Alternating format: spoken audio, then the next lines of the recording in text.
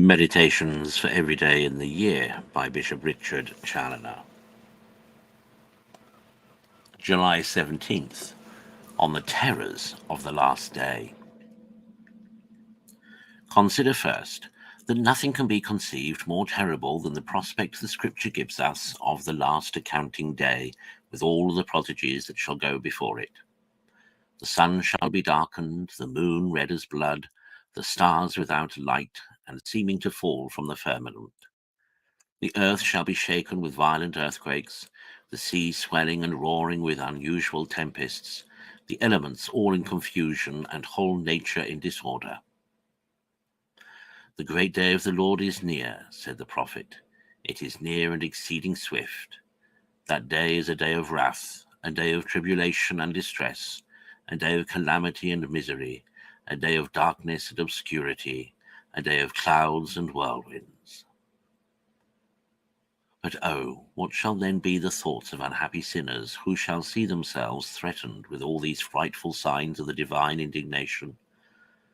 Alas, they shall presently wither away, according to the expression of the gospel, Luke 21:26, for fear and expectation of what shall come upon the whole world. And through the apprehension of that dismal tragedy which shall suddenly follow after these frightful preludes. Consider, secondly, that these terrors shall chiefly affect the wicked, against whom they are all levelled, so that they shall begin to say to the mountains, fall upon us, and to the hills, cover us, Luke 23:30, and hide us from the face of him that sitteth upon the throne, and from the wrath of the Lamb, for the great day of their wrath is come, and who shall be able to stand? Apocalypse 6:16-17.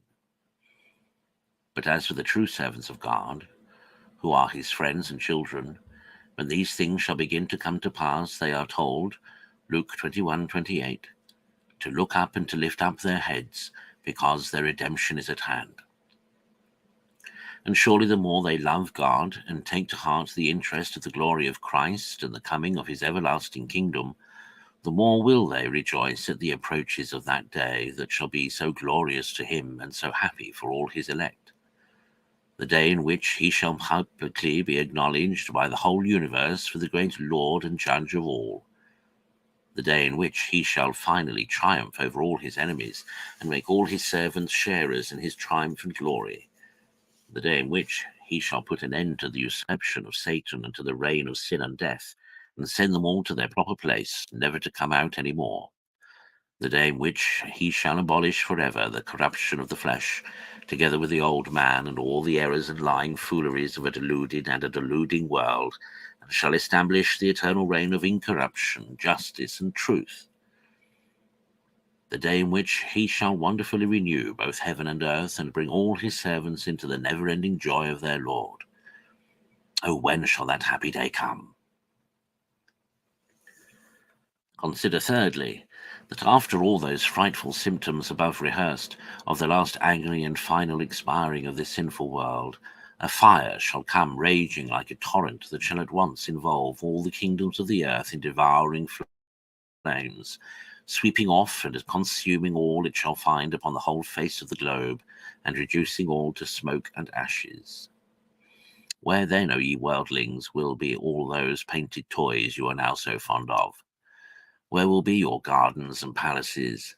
Where your gold and silver, your costly plate and jewels, your pompous equipages, and whatever else you seem to possess in this dream of your mortal life?